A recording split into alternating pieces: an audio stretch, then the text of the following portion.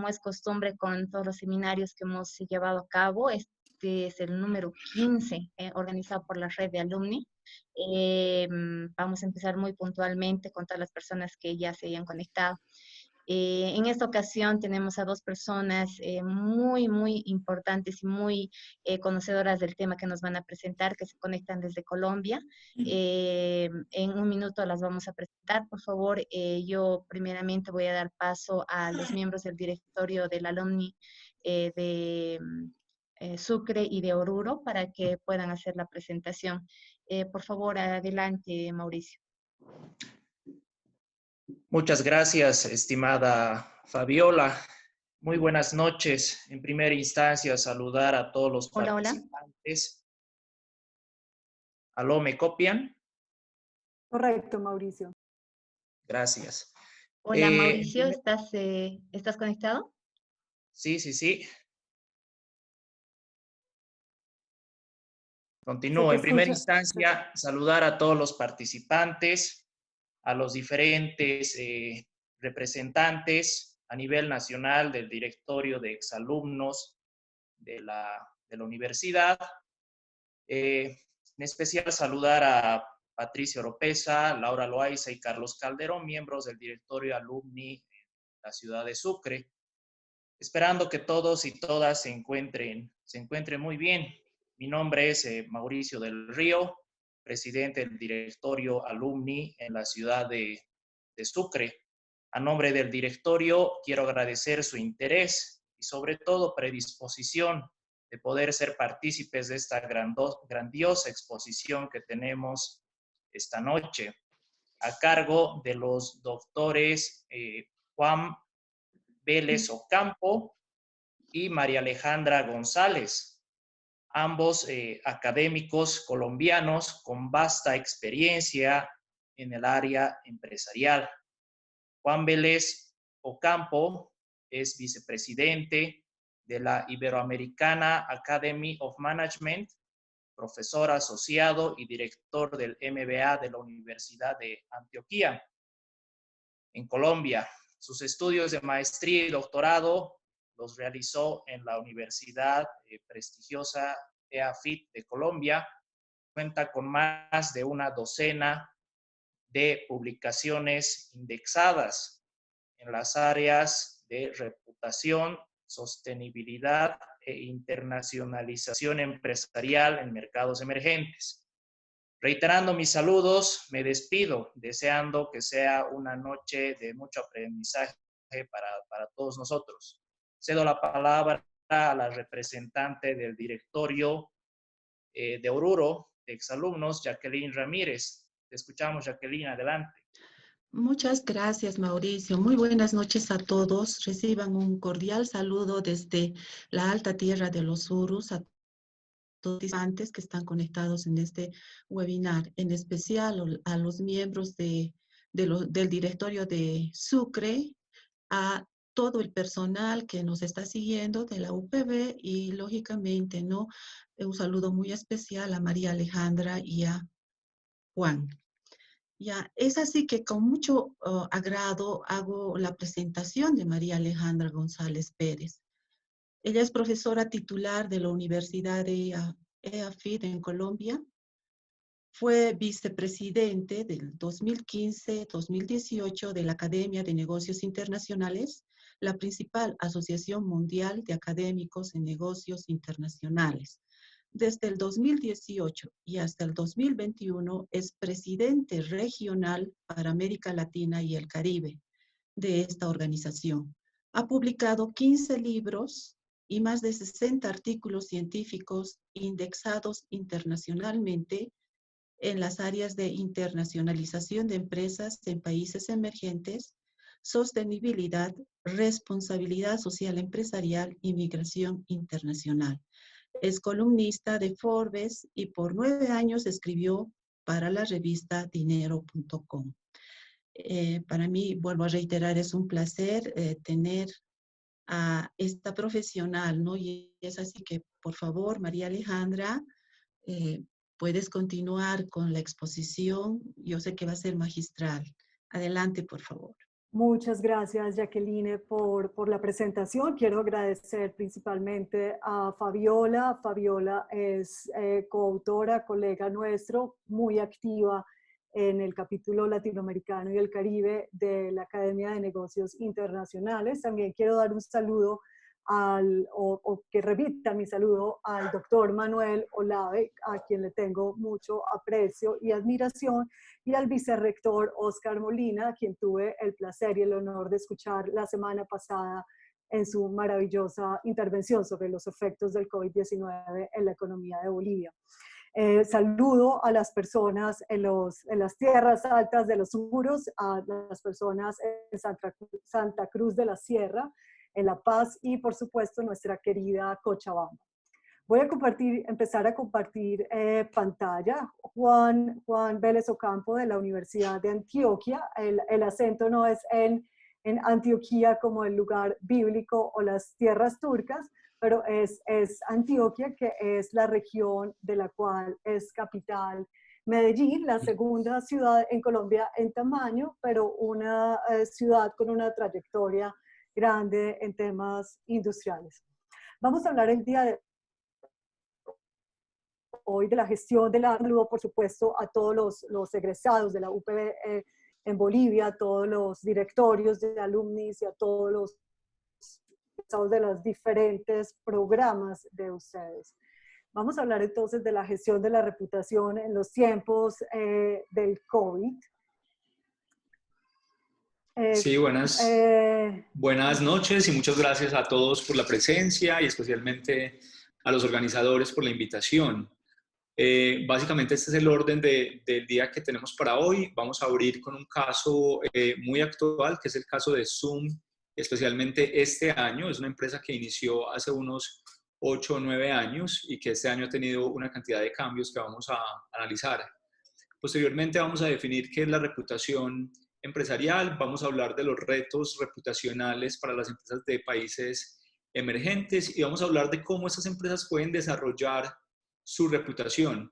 Finalmente, vamos a presentar evidencias empíricas de un estudio que la profesora María Alejandra y yo realizamos recientemente. Entonces, esto es básicamente lo que vamos a presentar hoy en este webinar.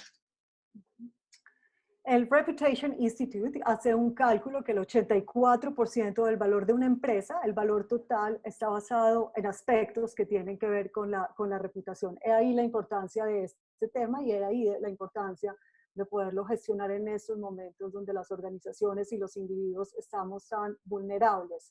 Vamos a ver el caso de Zoom, como Juan les estaba explicando. Zoom, la plataforma que estamos utilizando justamente en estos momentos. Zoom Video Communication es una empresa que tiene su base en San José, en California, en los Estados Unidos. Una empresa que fue creada el 21 de abril del año 2011, una empresa de 9 años, 2.532 empleados que se dedica a servicios de comunicación en alta definición que permite colaboración en tiempo real. Su CEO es Eric Yuan. Es una empresa que es una empresa unicornio, es una empresa que se conoce como una empresa unicornio porque su valoración estaba en $1.000 millones en el año 2017 y es una empresa que cotiza en bolsa de los Estados Unidos desde el año 2019. Miremos un poco, estos son testimonios reales a finales de marzo de este año. Eric Yuan dice que cada día es un récord para su organización.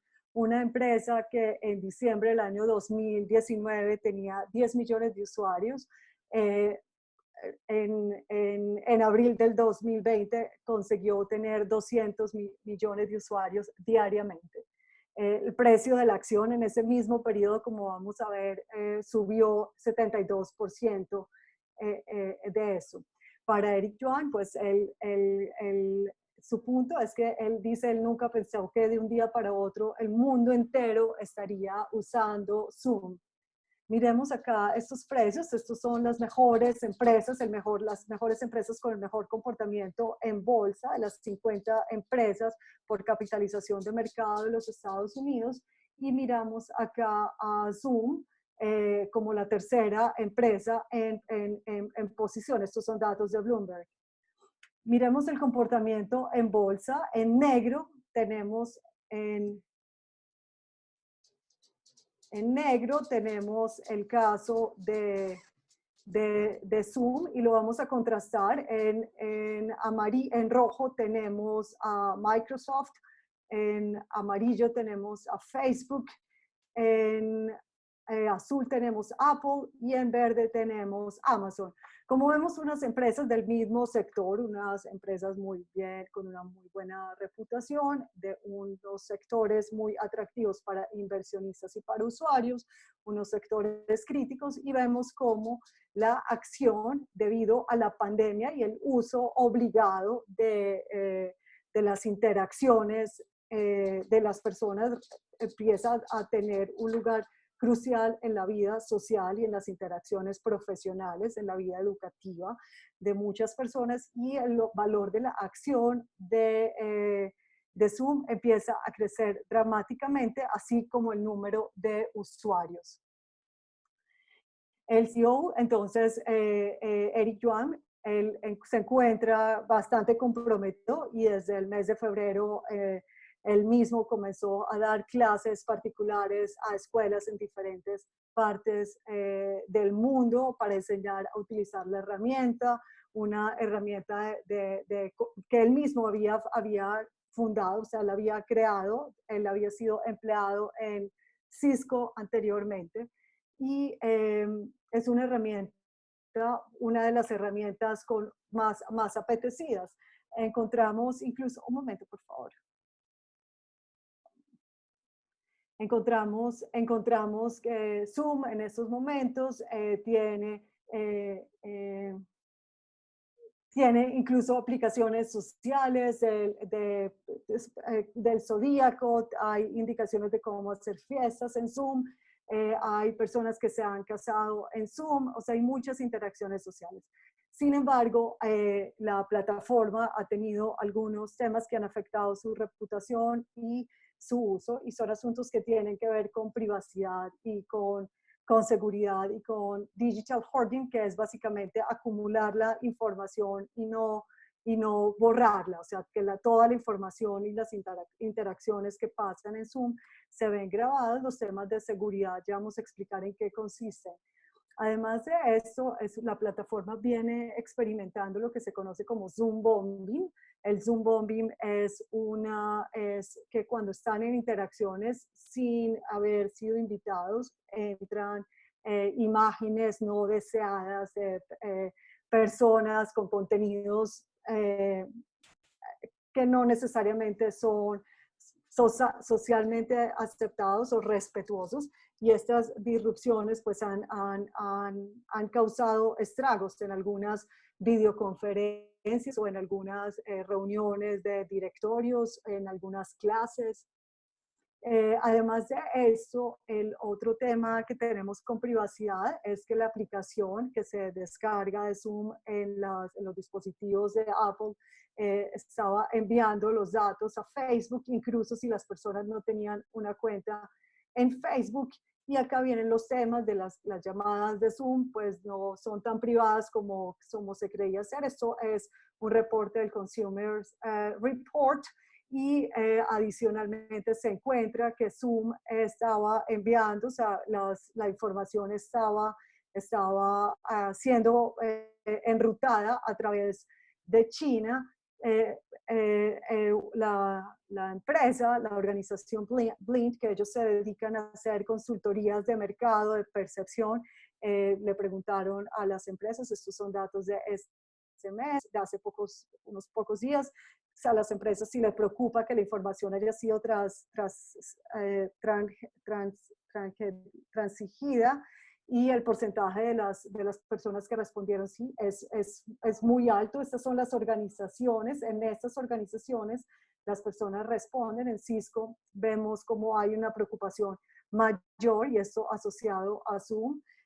Por ende, se encuentra esto es de abril del 2010, el 35% de los usuarios de Zoom teme por sus datos y teme por la seguridad. una tercera parte de los profesionales que han sido entrevistados o encuestados han respondido que tienen preocupación por la información que comparten en Zoom, y el 12%, perdón, el 12% de las organizaciones que fueron entrevistadas dejó de usar Zoom y casi un 10% decide no usarlo. Tenemos el caso, por ejemplo, de organizaciones como Tesla, donde prácticamente se dejó de utilizar Zoom en la totalidad. Las personas de Google también recibieron el lineamiento, los trabajadores, los empleados, los colaboradores de Google no pueden utilizar Zoom en sus laptops. El gobierno de Singapur pidió que lo que se hace, el trabajo de homeschooling, se prohibió hacerlo a través de Zoom, y comienza en diferentes partes del mundo el número de empresas y de organizaciones que empieza a prohibir utilizar Zoom para comunicarse, entre ellas SpaceX, que es la compañía de Elon Musk, y la NASA, por ejemplo. ¿Qué empezamos a ver entonces? Empezamos a ver que una empresa que era la primera alternativa y la primera plataforma de comunicación durante la cuarentena y el confinamiento social y el distanciamiento social, empezamos a ver que hay diferentes aplicaciones para buscar, o sea, se empieza a buscar para el manejo de la privacidad y las relaciones sociales y productivas, y empezamos una cantidad de noticias y de eventos, en la cual incluso se encuentra que las claves y los correos electrónicos de las personas que usan Zoom estaban siendo usados y teniendo con esto consecuencias que no se quieren, especialmente cuando se comunica cuando estas son adquiridas o cuando llegan a poder de la red profunda. También el tema, o sea, 500,000 cuentas de Zoom fueron hackeadas, y estos datos que son del email y la contraseña. Ustedes se podrán preguntar, bueno, no importa, me pueden hackear esto, pero el problema con esto que tenemos es que tanto el email como la contraseña son contraseñas que tendemos a usar la misma contraseña en diferentes páginas, y entonces ahí es donde viene un tip particular que queremos darles, es por favor traten de tener contraseñas diferentes para cada una de las plataformas que usen. Eso como tip básico, me alejo un poquito del tema. Consecuencias que tenemos aquí puntuales, entonces recuerdan cómo estaba el precio de la acción que les había mostrado, pues bueno, este es el comportamiento de la acción en el último mes, y vemos cómo estaba en precio alto y cómo cae el precio de la acción hasta posicionarse en los mismos lugares en donde están las otras organizaciones. Inmediatamente, ¿qué hace? Zoom presenta un plan para una reconstrucción de reputación, un plan de 90 días en donde el trabajo se hace básicamente en consolidar los aspectos técnicos que tienen que ver con la privacidad de la plataforma de comportamiento.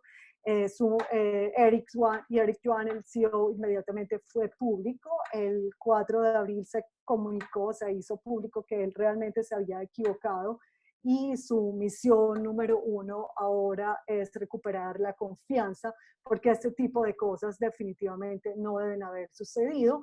Una de las acciones principales o inmediatas que toma, Zoom contrata al exdirectivo de Facebook para mejorar la privacidad del servicio, y acá nosotros podemos ver en proporción lo que pasa con lo que es el precio de la acción al día de hoy. El comportamiento, cómo se reduce, incluso podemos ver cómo pasa en cuestión de pocos días en una caída de menos del 20%. Por eso es que estamos hablando nosotros en estos momentos que con mucho énfasis las organizaciones en estos momentos sabemos que no es un momento necesariamente para apuntarle los mayores niveles de rentabilidad que hemos tenido. Es un momento difícil y es un momento difícil para las organizaciones de diferentes tamaños, pero especialmente más sensible para las organizaciones menores. Y ahora estamos en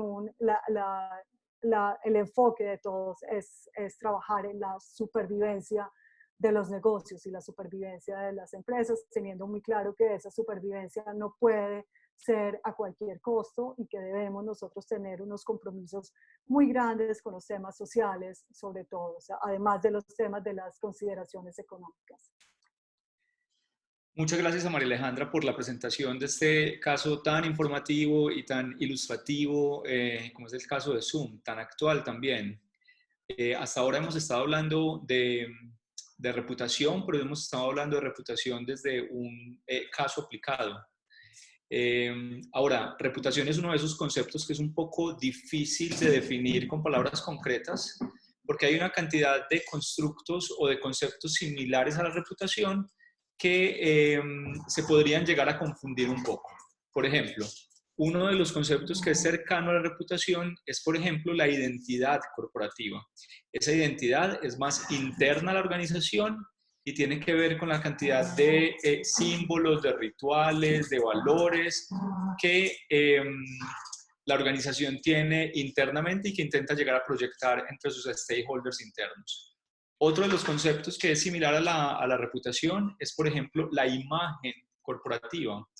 La imagen corporativa usualmente ya no es tan interna, sino que es también interna y externa a la organización e involucra todas las percepciones que diferentes stakeholders tienen alrededor de la organización. Ahora, la reputación en sí es una mezcla de imagen, de identidad, pero va un paso más adelante. Por ejemplo, en la siguiente slide tenemos unas definiciones de reputación que que seleccionamos y que creemos que son muy claras. Por ejemplo, la reputación empresarial es una serie de percepciones que tenemos los diferentes públicos interesados o partes interesadas alrededor de una empresa o de una organización. También es un conjunto de atributos que es el resultado de acciones pasadas que las empresas o las organizaciones han tomado. Es decir, las reputaciones no se construyen de un día para otro, sino que también son el resultado de un conjunto de decisiones y de acciones que las organizaciones han tomado en el pasado. La reputación es también un conjunto, es también un recurso intangible, pero como lo veíamos por allá al principio de la presentación, tiene más de un 80% de peso sobre los resultados de la organización. Y es el resultado de un conjunto de historial de logros, de señales, de comportamientos, de equivocaciones, de reacciones de las empresas.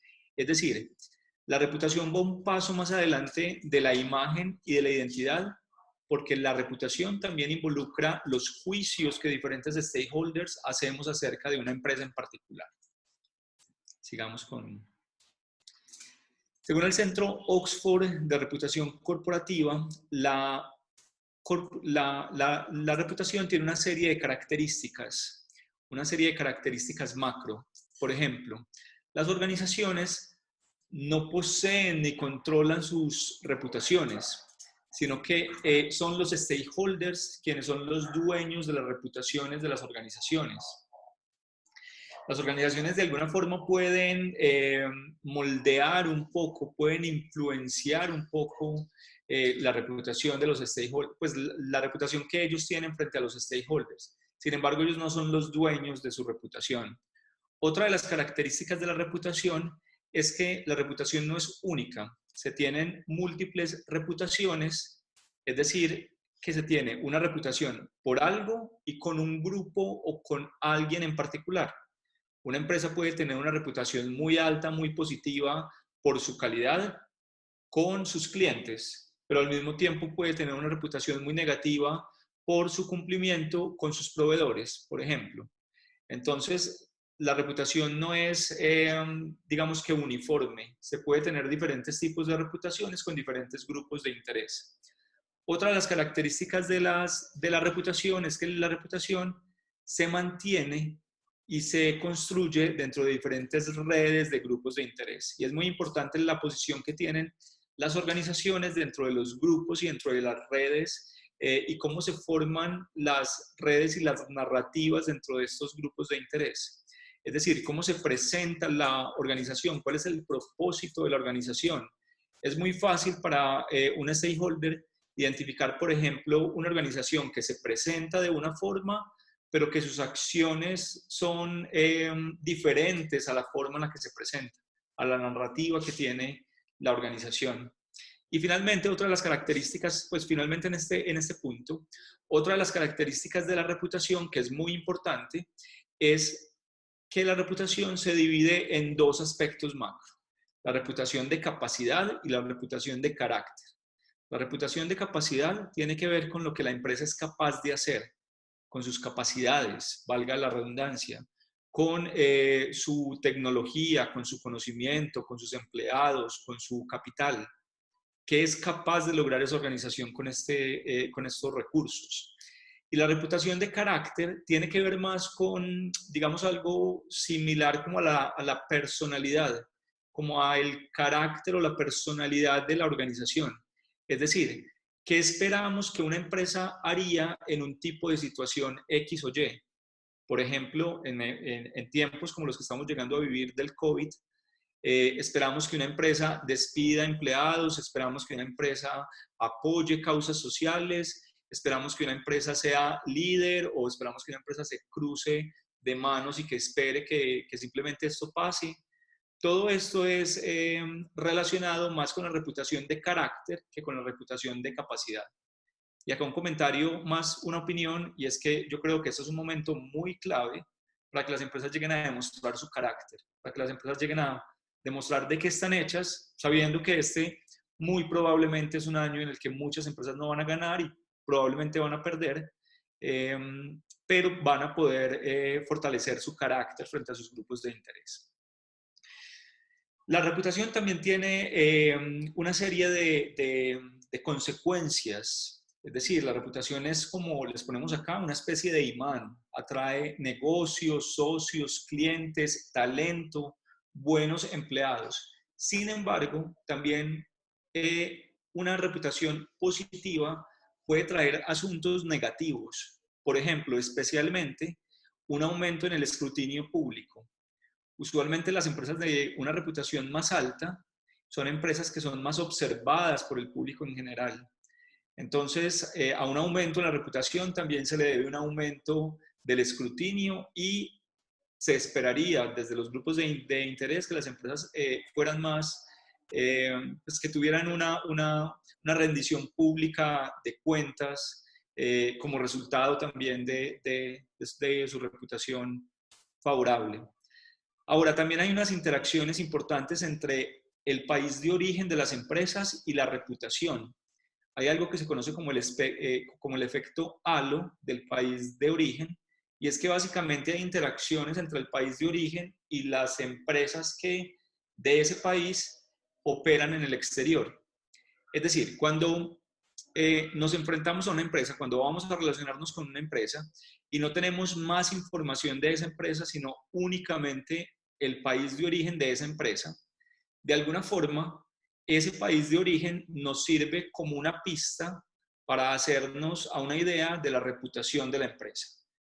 Y de alguna forma, cuando, por ejemplo, admiramos el país o cuando lo encontramos atractivo, cuando lo encontramos deseable o indeseable, de alguna forma, consciente o inconscientemente, podemos llegar a atribuirle este tipo de capacidad o este tipo de características a las empresas originarias de ese país, especialmente cuando son empresas con las que no tenemos un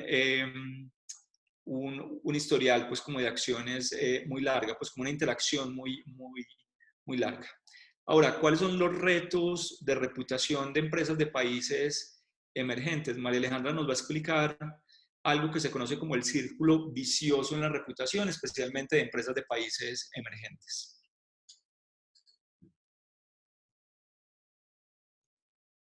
Hola, Juan Fernando. Bueno, vamos a hablar de este círculo vicioso que Juan nos introdujo. Tenemos primero cuando una empresa, cuando una organización, cuando una persona o cuando un país carece de falta de reputación, tenemos que esa reputación depende de una oferta de alta calidad en productos, en servicios, y esto, para generar esta oferta de alta calidad, se necesita capital. Nosotros, o sea, para poder tener esta oferta de alta calidad necesitamos capital, y para atraer ese capital necesitamos reputación. Entonces comenzamos un círculo vicioso en el cual, si no tenemos reputación, pues no podemos atraer el capital. Entonces miren lo complicado que es acá y en el dilema o en la situación en donde nos encontramos con las manos atadas. Ahora, para las empresas de países emergentes, y muchas gracias María Alejandra por la explicación, este círculo vicioso de la reputación no es el único problema. Y yo sé que algunos de ustedes están llegando a preguntar, bueno, que hay formas de salir de este círculo vicioso de la reputación. Y sí, por ejemplo, no siempre se requiere un capital muy alto para desarrollar productos y poder ganarse una reputación más favorable. En ocasiones con la inventiva, con la innovación en producto, en servicio, en proceso, podríamos llegar a romper ese círculo vicioso de la reputación. Sin embargo, las empresas de países emergentes, como por ejemplo las empresas de Latinoamérica, del sudeste asiático, de algunos países africanos, tienen también una serie de desventajas adicionales cuando operan en el exterior. Por ejemplo, hay algo que se conoce como la desventaja de extranjería, y es la desventaja de cualquier empresa de cualquier país cuando opera en el exterior. Este tipo de desventaja también la podríamos entender con incluso nosotros mismos. Es decir, si mañana nos vamos a trabajar a otro país, si en el futuro nos vamos a trabajar a otro país, probablemente cuando estamos empezando a trabajar tenemos unas desventajas con respecto a alguien que es un local en este país. Es decir, desconocemos cómo funciona el sistema del país, desconocemos cosas sencillas como por ejemplo dónde hacer el mejor tipo de mercado, desconocemos el transporte público, no tenemos una red de amigos o una red pues como de contactos que nos pueda llegar a apoyar. Entonces, este mismo tipo de desventaja aplica a las empresas y pues se conoce como desventaja de extranjería. Ahora, cuando las empresas son de un país emergente en particular, hay un tipo de desventaja que se conoce como la desventaja de origen emergente o la desventaja de la emergencia de estas empresas. Perdón. Este tipo de desventaja se relaciona con, por ejemplo, deficiencias institucionales. Por ejemplo, usualmente los países emergentes tenemos deficiencias en infraestructura o deficiencias en corrupción, y este tipo de desventajas aplican también en las empresas. O, por ejemplo, un déficit en la capacidad de los gerentes. A veces los gerentes de los países, de las empresas de países emergentes no están tan preparados para llegar a competir globalmente. También tenemos un déficit de credibilidad y legitimidad y una desventaja de herencia del pasado, que es básicamente esa desventaja adicional de países que recientemente han estado en guerras civiles o han tenido problemas políticos fuertes o han tenido un riesgo político muy alto, y por lo tanto este tipo de riesgos o de problemas también de alguna forma se le transfieren a sus empresas, especialmente cuando éstas operan en el exterior. Ahora, pues no todo es tan negativo y hay formas de desarrollar la reputación cuando uno es una empresa de un país emergente, cuando uno está dirigiendo o cuando uno trabaja para una empresa de un país emergente. Digamos que hay tres formas básicas y macro para llegar a desarrollar esta reputación. La primera es la que se conoce como la reputación prestada. Y si básicamente uno es una empresa que no es muy conocida en el exterior, que no es muy conocida incluso en su país de origen, pues algo que se puede hacer es empezar a participar en redes, por ejemplo. Es empezar a tener algunos clientes líderes. y utilizar estas redes y estos clientes líderes como una forma de legitimar la operación de la empresa. También se puede, por ejemplo, empezar a tener algunas certificaciones. Y cuando las certificaciones se unen con los clientes iniciales y clientes reconocidos y se unen con presencia en redes, quizás estoy llegando a prestar un poco de reputación de agentes externos, de mis stakeholders, que me pueden apoyar a desarrollar una reputación internamente como una empresa nueva, como una empresa joven o como una empresa de un país emergente. Otra de las formas de construir una reputación es la construcción de la reputación propia. Es decir, en este caso no es algo externo, algo que dependa de una presencia en redes o de una certificación, sino cuando una empresa independientemente, una empresa solita, por ejemplo, desarrolla un nuevo producto o desarrolla un nuevo servicio, crea una innovación en el mercado. De alguna forma, este tipo de innovación le contribuye a que la empresa llegue a construir una reputación y se abra camino en el mercado. Y finalmente, en esta parte, la reputación por legado. Esa reputación es, por ejemplo, cuando las empresas tienen líderes o tienen un CEO o un fundador que tiene un reconocimiento alto, que tiene un capital relacional importante y de alguna forma se transfiere ese tipo de reconocimiento al líder, a su empresa. Es decir, si por ejemplo alguien a quien admiramos y respetamos y queremos, apreciamos, crea una empresa, es probable que confiemos en esa empresa por el aprecio y por la admiración que le tenemos a ese líder. Entonces, estas son tres formas macro de crear una reputación cuando es una empresa joven o cuando es una empresa de un país emergente o cuando es una empresa que no es muy reconocida en su país de origen o en el exterior. Ahora, pasemos. Hay etapas para ese tipo de desarrollo en reputación, dependiendo del mecanismo que se haya elegido, si es préstamo de reputación, construcción de reputación o reputación por legado. Hay diferentes etapas y digamos que las etapas son tres macro.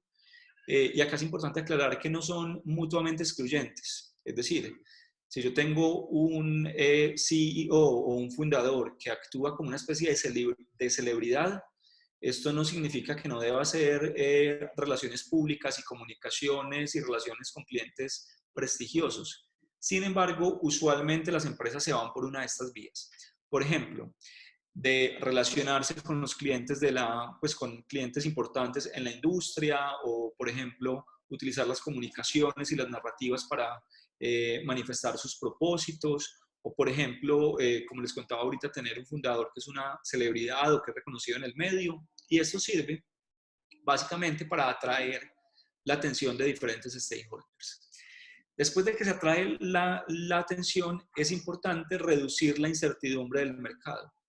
Es decir, todos cuando vamos a comprar algo, por ejemplo, por primera vez, pues tenemos una incertidumbre alta. O por ejemplo, cuando íbamos a restaurantes por primera vez, pues tenemos una incertidumbre alta frente al servicio, frente a la calidad, frente al precio, frente a diferentes asuntos.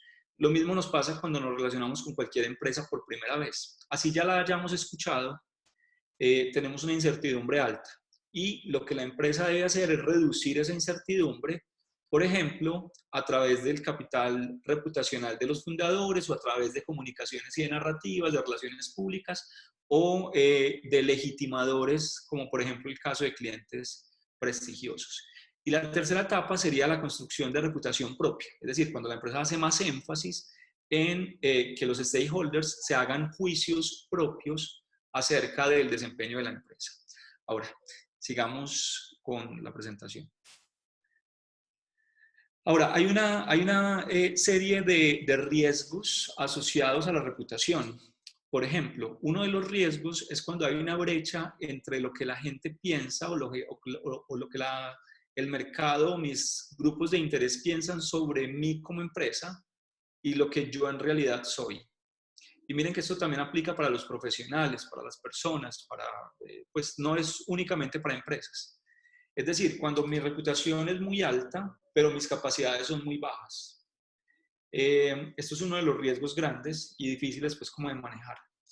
Otro de los riesgos es el cambio de creencias y expectativas. Es decir, cuando bien sea la empresa o la organización o el mercado o mis grupos de interés cambian rápidamente de expectativas, cambian de principios y expectativas. Y finalmente en esta parte, cuando hay una baja coordinación interna, es decir, cuando la empresa no está alineada frente a un objetivo en particular. Entonces estos son 3 riesgos que debemos llegar pues como a controlar y a ser muy conscientes de ellos cuando vamos a gestionar la reputación en una empresa. Ahora, ¿qué se debe hacer? Pues lo que se debe hacer es muy consecuente con lo que veníamos hablando.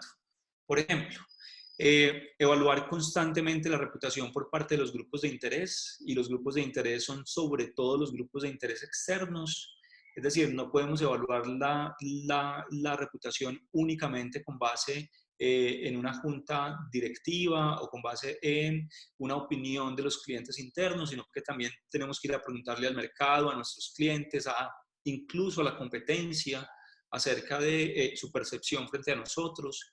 También evaluar la naturaleza real de la compañía, el propósito real, pues como de la compañía, cerrar brechas entre lo que los demás piensan de nosotros y la realidad. No es bueno inflarnos y no es bueno tener una reputación mucho más alta de lo que en realidad somos capaces de hacer. Monitorear las creencias y las expectativas de los clientes internos y de los clientes externos, y también es importante que alguien dentro de la empresa esté encargado de monitorear y de gestionar su reputación, la reputación de la compañía. Ahora, con base en toda esta información, hicimos recientemente un proyecto de investigación y tomamos en cuenta 10 empresas de países emergentes, y esas empresas estaban en una etapa previa a la inversión extranjera directa. Es decir, son empresas que exportan parte de su producción, especialmente en Latinoamérica. Sin embargo, aún no producen en el exterior, aún no tienen presencia directa en términos de producción en el exterior. La mayoría son empresas recientes y son empresas que no son muy convencionales con respecto a su país de origen. Es decir, la mayoría de empresas o muchas de las empresas de Latinoamérica dependen mucho de la agricultura, de la ganadería, de la explotación de recursos naturales. Estas empresas que tenemos acá son empresas un poco diferentes. Son empresas más enfocadas, por ejemplo, en negocios por internet, en servicios de tecnología, en muebles médicos, en diferentes tipos de servicios y de productos un poco menos convencionales con respecto a su país de origen. Entonces, a estas empresas las seguimos por 2 años. Hicimos una serie de entrevistas con los líderes y con los fundadores de esas empresas, y también con diferentes empleados de la empresa y con algunos expertos externos, y encontramos que las empresas tienen una serie de características similares que les vamos a presentar. Para representar esas características utilizamos una metáfora, y la metáfora es de este animalito, que es un animal muy importante para Latinoamérica. Es un animal que de alguna forma nos representa a los latinos. Es un animal que está desde México hasta Argentina y que tiene una serie de características que de alguna forma se relacionan un poco con las características que encontramos en las empresas. Por ejemplo, estas empresas y también este animalito prefiere permanecer en su territorio, prefieren permanecer en el trópico o en el subtrópico, pero ocasionalmente pueden hacer cambios para adaptarse y para sobrevivir. Por ejemplo, el jaguar ocasionalmente pasa la frontera de Estados Unidos y puede vivir en Arizona o en Nuevo México. O, por ejemplo, el jaguar, aunque es un animal que es uno de los pocos felinos que pesca muy bien y que le gusta el agua, también ocasionalmente lo han reportado pescando en el océano, en el Atlántico, especialmente en Brasil. Entonces, imagínense, para un animal de este tipo, pues llegar hasta el océano, llegar hasta el mar y pescar en el mar, pues es una adaptación importante. Y ese tipo de comportamiento también lo hemos visto en algunas empresas. Esas empresas también, aunque prefieren estar en su territorio, aunque prefieren estar en Latinoamérica, ocasionalmente llegan a Australia, ocasionalmente llegan a Europa, ocasionalmente llegan a los Estados Unidos, especialmente para adquirir más recursos y proteger a sus clientes, a sus empleados locales. Es decir, como en los últimos años ha habido una cantidad de competidores que han llegado a Latinoamérica y se han creado muchas empresas en Latinoamérica, lo que han hecho estas empresas que entrevistamos es irse al exterior, conseguir clientes que les pagan en moneda extranjera, tener más ingresos y con esos ingresos compensar en salarios a sus empleados locales para que no se vayan a la competencia, de alguna forma. Entonces es una forma como de sobrevivir al aumento de competencia. Otra de las características que encontramos es que esas empresas usan la internacionalización como una señal de capacidad y de carácter y de superioridad cuando operan en su país de origen. También son empresas que son maestros del camuflaje, como por ejemplo este animalito. Ellos tienen rosetas y las rosetas les sirven para esconderse un poco, para camuflarse un poco, especialmente porque simulan un poco como las marcas que hace el sol entre los árboles. Y las empresas que entrevistamos también se camuflan un poco, especialmente cuando operan en el exterior. ¿Y se camuflan cómo? Usualmente se cambian el nombre, escogen un nombre que no lo asocien a su país de origen. Es más, en muchos casos escogen un nombre que no es asociado con el español, sino que es una sigla o es un nombre en inglés o es un nombre diferente, pero que no se asocia con un nombre latinoamericano. También camuflan su inexperiencia y, por ejemplo, camuflan su inexperiencia yendo al exterior y contratando a empleados locales y especialmente a empleados muy experimentados, a personas jubiladas, a personas pensionadas, que conocen mucho el mercado y que de alguna forma pueden darles un poco de conocimiento y que pueden, frente a los clientes, ser como una muestra de experiencia de esta empresa. Y también tienen un comportamiento que es solitario, estos animalitos, es decir, prefieren participar en solitario en el exterior y ocasionalmente ingresan a alianzas estratégicas para ganar algo de credibilidad o de legitimidad cuando operan internacionalmente. Entonces, esto era lo que les íbamos a presentar hoy. Les agradecemos mucho su presencia, su disposición. También agradecemos mucho la invitación de la universidad, de los organizadores, y estamos muy atentos a responder si hay alguna pregunta para nosotros. Sí, muchísimas gracias por la presentación. Tenemos dos preguntas. Daniel es la primera persona Daniel Canseco. Por favor, si puedes habilitar tu micrófono, Daniel, para hacer tu pregunta. Y luego se prepara Pablo, por favor. Adelante.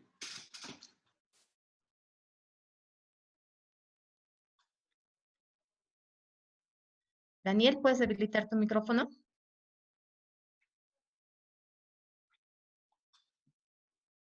Está apagado, Fabi, su micrófono. Sí, ¿no? Daniel Canseco, estás...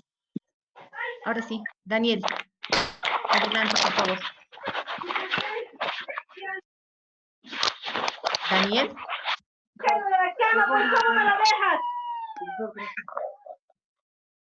Ya, yo voy a leer la pregunta, por favor, porque no ha habilitado su micrófono. Daniel pregunta, para Latinoamérica, o mejor dicho, para el entorno como el de Bolivia, ¿cuáles son los aspectos claves que se deben mantener monitoreando principalmente?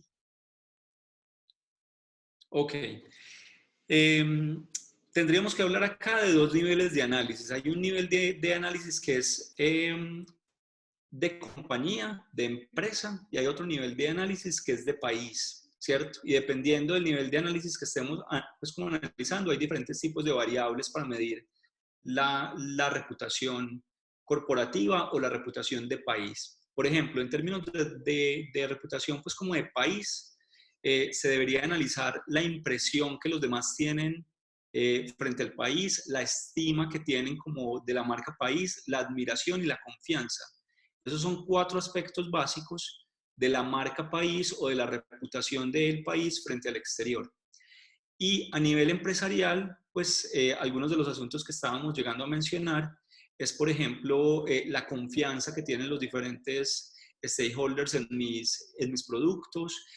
También llegar a evaluar un poco esto del carácter y la capacidad, es decir, qué piensan los stakeholders frente a lo que yo soy capaz de hacer como empresa y qué piensan los stakeholders frente a lo que yo haría en un tipo de situación, especialmente en situaciones extremas, como por ejemplo la que estamos llegando a vivir, o en situaciones en las que la ética o el medio ambiente o la compasión sean asuntos importantes y decisivos. Entonces, dependiendo del nivel de análisis que estemos llegando a orientar, pues las variables pueden llegar a cambiar un poco.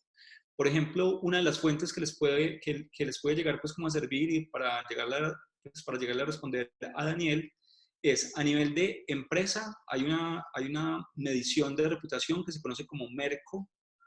Merco mide la reputación de empresas, de empresarios, de sectores, y a nivel de país hay una medición de la reputación que es el RepTrak.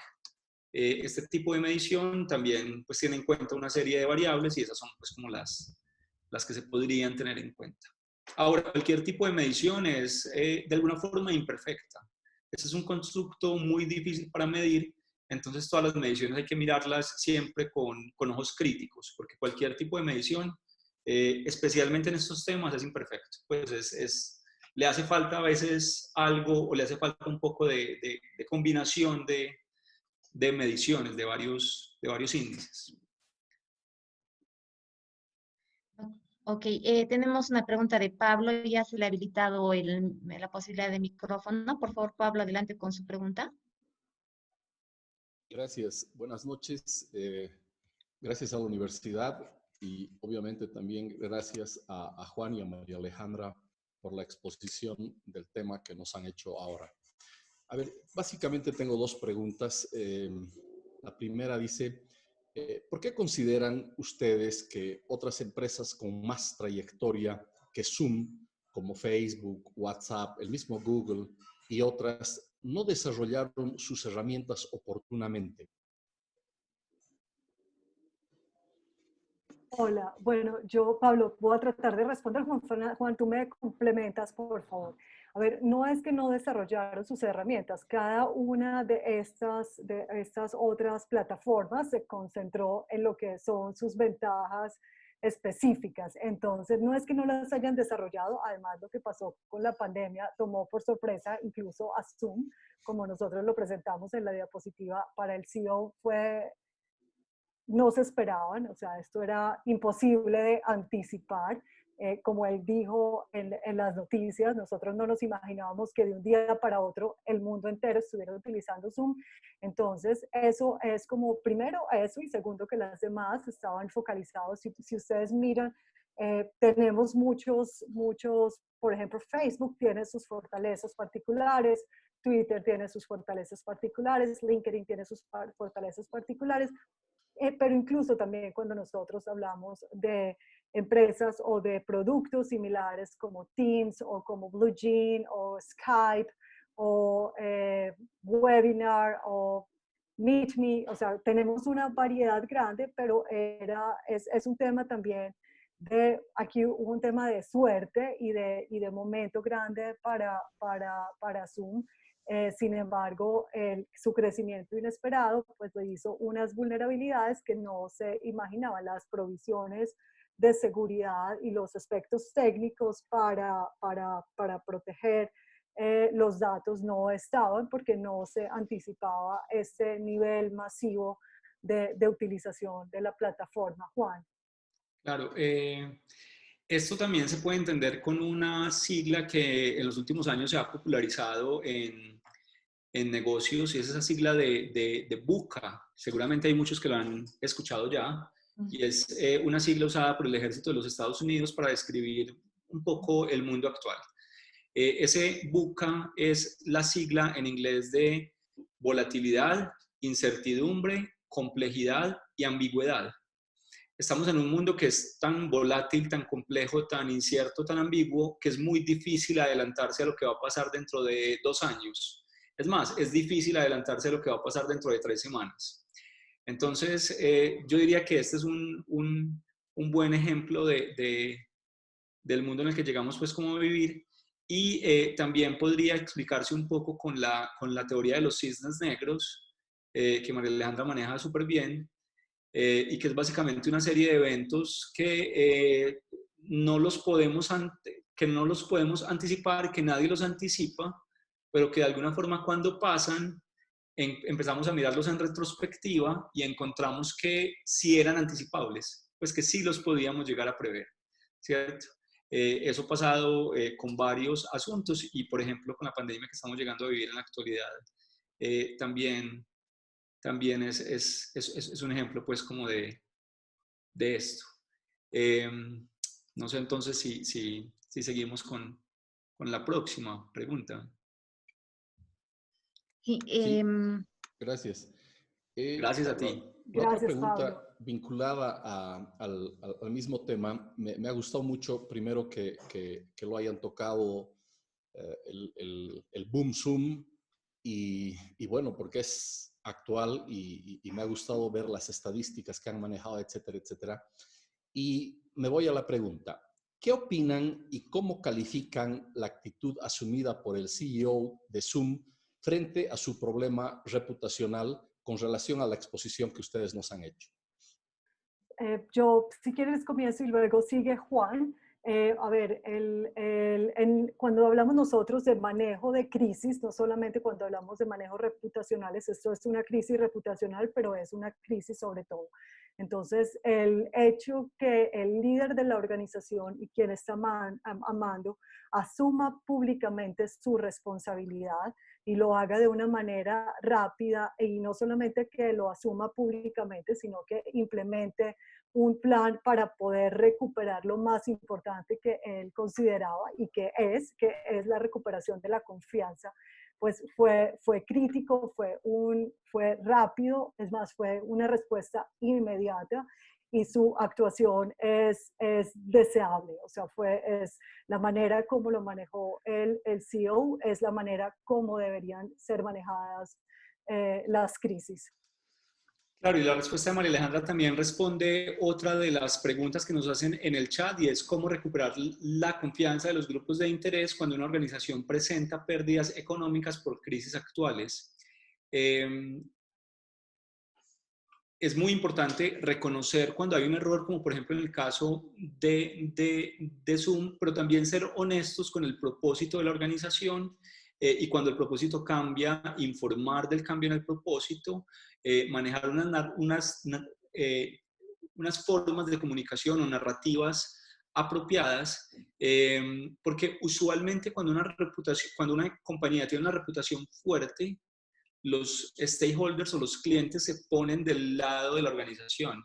Es decir, cuando la reputación ha sido, digamos que la respuesta a una serie de acciones en un periodo de tiempo extendido, usualmente una de las características de los consumidores o de los grupos de interés es defender, es incluso a veces justificar a la organización.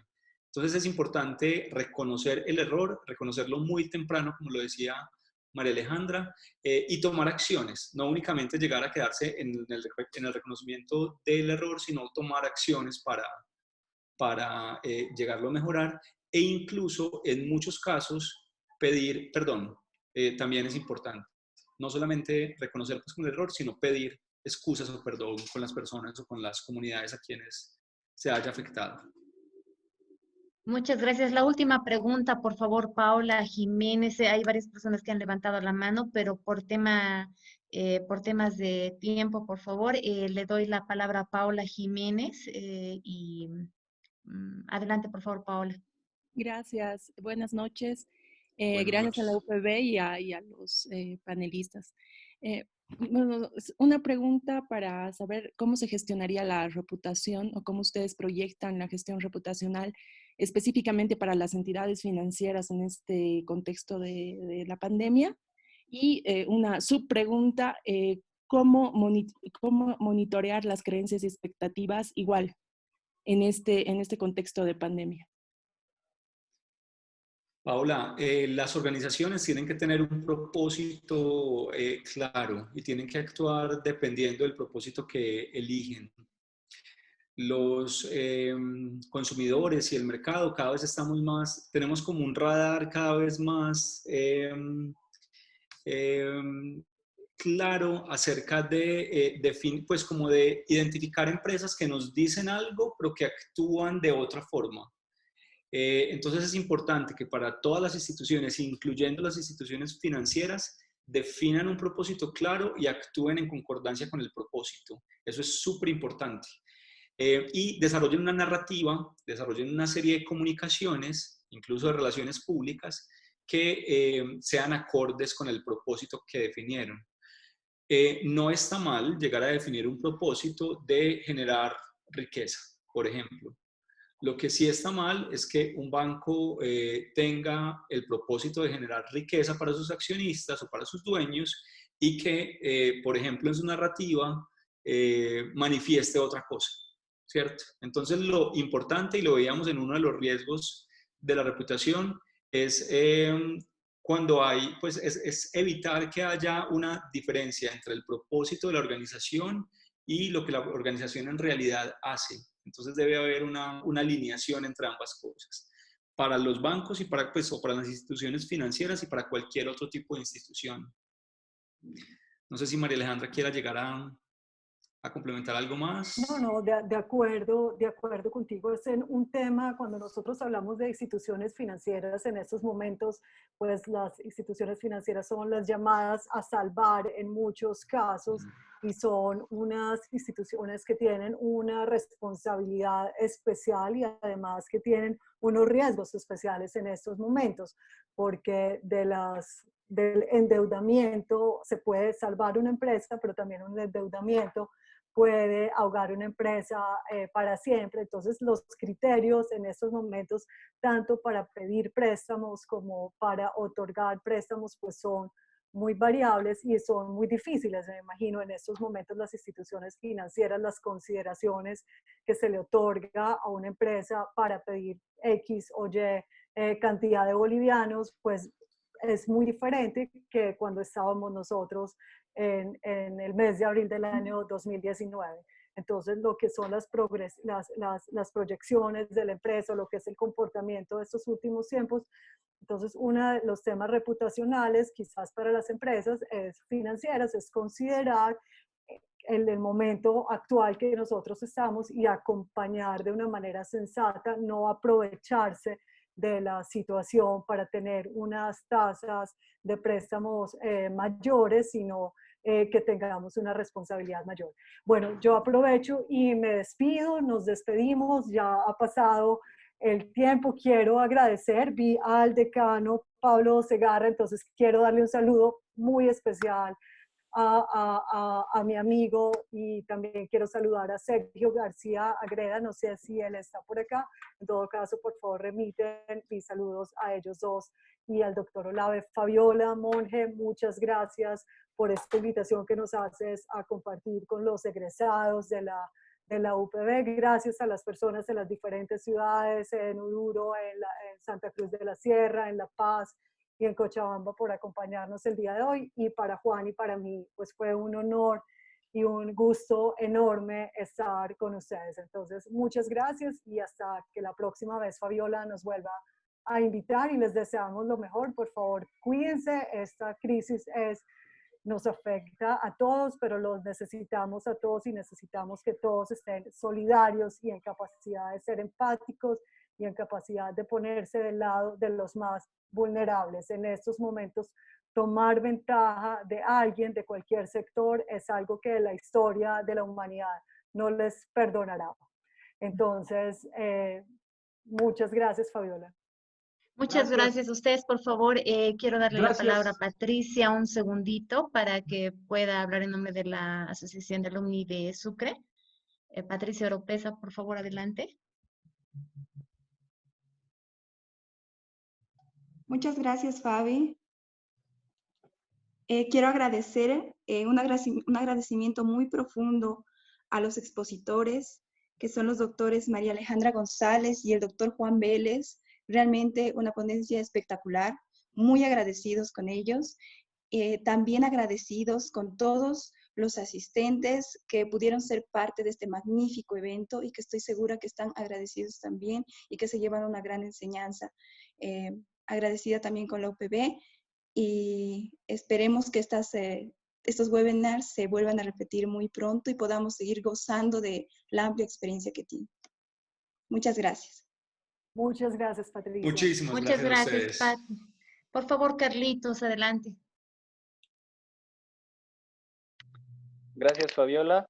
Realmente muy enriquecedor los conocimientos que nos han compartido, ¿no? Acá los expositores. Por último, me queda agradecer a la UPB y a ti especialmente, Fabiola, por brindarnos este espacio y las herramientas correspondientes para que podamos continuar desarrollando este tipo de seminarios que realmente ayudan mucho. Entonces, muchas gracias.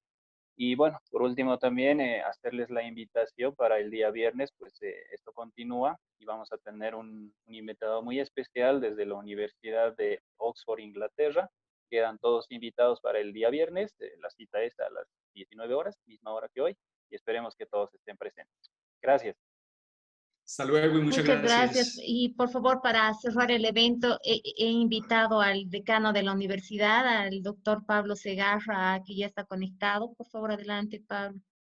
Gracias María Alejandra, qué gusto verte. Igualmente, Pablo. Recordaba, hace un año estábamos acá en Cochabamba con el evento de la Academia Internacional. Nadie se imaginaba lo que iba a pasar. Lo que decían el BUCA realmente lo estamos vivenciando. Gracias María Alejandro, gracias Juan por su excelente charla. Felicitar también a la red de graduados. La parte de graduados de toda escuela de negocios es la fuerza que hace a una institución y le da vida. Así que pues sigamos adelante y que Dios nos acompañe y que pues nos guíe en estos tiempos difíciles que tenemos que vivir. Y pues nuevamente, María Alejandra, gracias. Voy a hacer presente tu saludo al doctor Olave. Sergio, creo que está en otra actividad, también lo voy a saludar. Y Juan, gracias por participar. Y pues seguir motivando a la red de graduados a que continúen con estos webinars, ¿no? Buenas noches y gracias a todos. Muchas gracias, decano Pablo.